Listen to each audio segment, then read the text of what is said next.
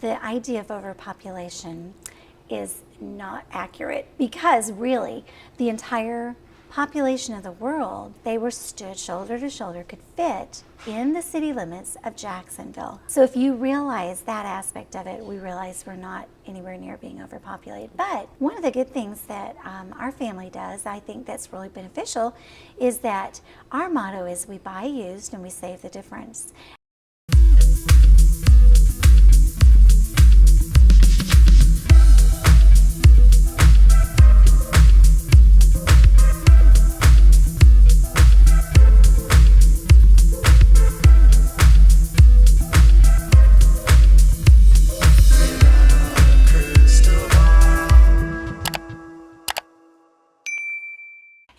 It's Katie from Without a Crystal Ball. Welcome back to my channel. I hope you're having a really great day. It's Thursday, April 14th.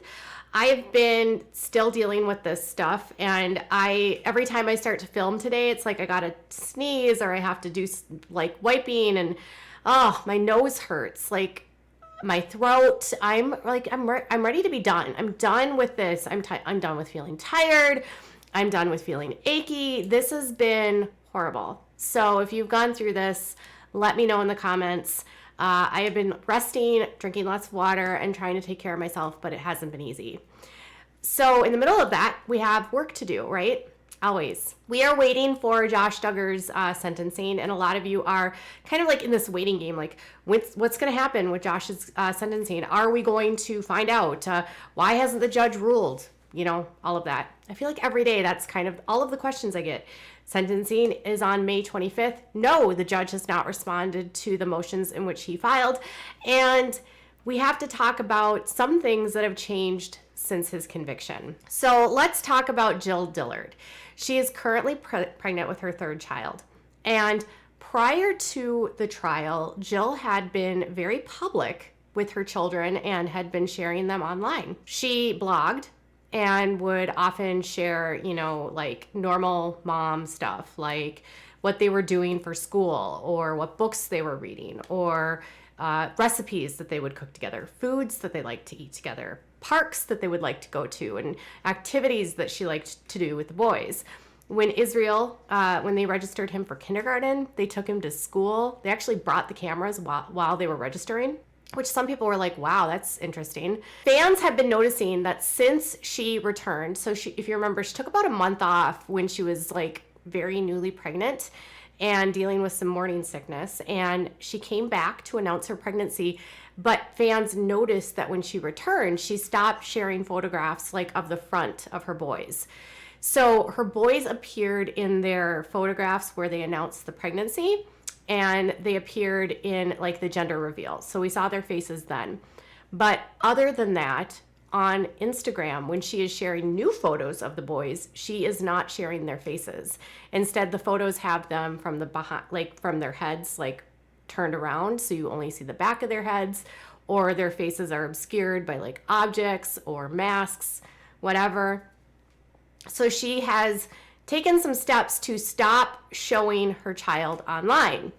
Now, I'm not sure if this is in response to the trial, but I have a hard time believing that Jill, having gone through what she went through, would not change her opinions about child privacy online, given what her brother was involved in, and given what he had access to with photographs and images and all the crap he was doing online. Jill was one of the only who sat through, and her husband sat through every single day of testimony, mind you. He was there for every single day of court. Jill showed up at the very end as well, and she sat through some of like probably the most grueling testimony as well. Jill, having known from the start like what was involved in this case and all the details of it because of her husband, could very well have made decisions to stop sharing her children's faces online to protect their privacy, as well as backlash that some of them received following the trial about child exploitation. So there was kind of an outcry after the trial. Several YouTubers and a lot of like people started making comments about, maybe the girls could learn something from their parents and not make every aspect of their child's lives like for public consumption. Maybe they could be a little bit more discreet in what they choose to share online, not follow their parents' footsteps by making their living off their kids. Like the same way that the kids lacked privacy in their lives, their kids were starting to lack privacy as well. So we've noticed since Josh's conviction that 2 of the girls have completely changed their positions. Now, Ginger and Jeremy started before, so they made the choice to stop sharing the girls online before he went to trial. Jill and Derek made the decision after he went to trial. And I'm not saying that they made the decision because I don't know for sure, but it's kind of clear if you look at her Instagram that she is very dramatically changed, that she's not sharing her kids anymore. I am a firm believer that every single child has the right to privacy and their digital footprint is their own. I have also the belief that not everything about our children needs to be shared online with strangers. So I respect any parent's choice not to share images of their children. This is something that I do as well. I do not share my son's photograph online, and I have not shared his photograph online, I think since he's been like 5 and he's almost 10. So every parent has to get to that point on their own. Like I know for me, I used to write quite a bit about my son and about our journey, and just because of like everything that we had going on at the time. And once he got to a specific age, I was kind of like, you know what? We need to like scale back. Not everything needs to be public. He has a right to privacy. He has a right to like his own story. So we stopped sharing a lot of it online just to respect him. And so he kind of lives like in this obscure place where people still talk about him, even though we don't really talk about him. Does that make sense? And now I'm talking about him.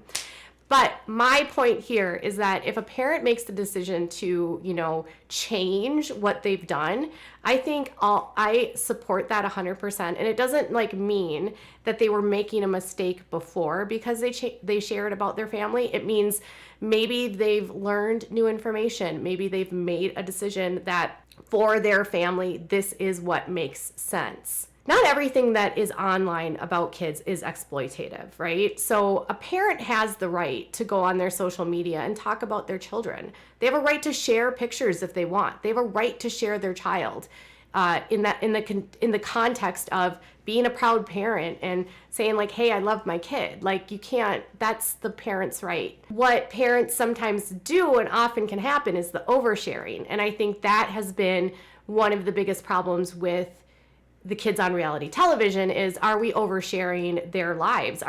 Is talking about, potty training and dating and puberty and everything that goes along with parenting and growing up, or even like the hardest times in a child's life. So on the show 19 Kids and Counting, if you remember, Jason actually fell while they were in a event and he hurt himself, and the Duggars had cameras there the whole time. So even in the middle of like this moment where Jason basically broke his face, like I think he cracked his jaw and he needed stitches and he was completely banged up. He had to go to the hospital. He had to have a bunch of scans. They still filmed the entire situation. Like Michelle was so worried about filming that his like privacy and what was going on with him was sort of secondary. And there's been other things that the Duggars have filmed that, other people were like, is this really appropriate? Like when Mary passed away, her funeral became an episode. So some fans thought it was like crossing the line when you're literally watching grieving children speaking at a funeral about their grandmother. They also thought maybe when Grandpa Duggar passed away, same thing, where again, it was like this moment of very like a private family moment made very, very public. So circling back here, Someone actually in my comments said, you can make 10 minutes of a video out of nothing. And I'm like, my job is to commentate and talk. So let's talk. My point here is that if Jill is making the decision to not follow in her parents' footsteps and make the decision to say not put those moments out publicly and give her son some privacy, I support that. Her kids were and have not been on the show since 2017. So Israel was on the show, but Sam was never on the show. Sam's birth was not featured. They quit when she was pregnant with Sam. So Sam is not in many ways a public figure. Israel was, because he was born on the show and he was a part of the show, so people know who he is. But Sam, for his own right, is not a public figure, and their new child will not be a public figure, because just because mom and dad are public figures doesn't make the kids public figures. Does that make sense? Jill and Derek have been making changes in their lives. Derek has recently become an attorney, and I actually reached out to him and I congratulated him, and he let me know that he already has a job lined up. I don't know what he's doing, but congratulations, Derek, and I'm so glad that you're going to go into something good, and I hope whatever it is that you're going to do is going to be awesome. So Derek's going to be getting to work as a lawyer, and they might be moving further away to like not having to be as dependent on social media for income, which that might not be a bad thing. I mean, I don't know where Jill is at. She doesn't upload frequently on her YouTube. She doesn't do a lot of sponsored content on her Instagram. So I really don't know what her income is like on social media anyway. They have their blog, but if anyone knows about digital content, you don't make a lot in print. You make way more in video. So if she's going to be making money, she would be making it on her YouTube channel or in videos on Instagram, but not on a blog. Written just doesn't get the same kind of like money per view as a video would. So Jill could be taking a step out and maybe moving away from mommy blogging. I don't know. Like I'm all for the change. She's the only one of the girls that has fully broken out. I mean, okay, Ginger has too. Ginger and Jill are no longer part of the IBLP. So we can say for certainty that is true. Jill is by far the most progressive of the girls. So again, I'm glad to see her making a change. And I hope this is a positive change for the boys as well. All kids deserve a level of privacy. So while some people might be upset because they feel like kids online and they feel like they should have a right to see somebody's child, which I still think is weird. Like nobody has a right to see anyone's child. I'm supportive of this. So what are your thoughts about this? Do you think that Josh's trial was a catalyst to this?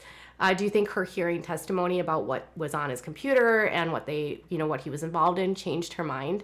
I can't imagine it wouldn't change yours. Like if you were one of his victims and then you sat through and you listened to what he was looking at and you're like, oh my God, I have kids. I need to protect them. That's how I would feel. So if that's the change that she makes, I applaud her for that.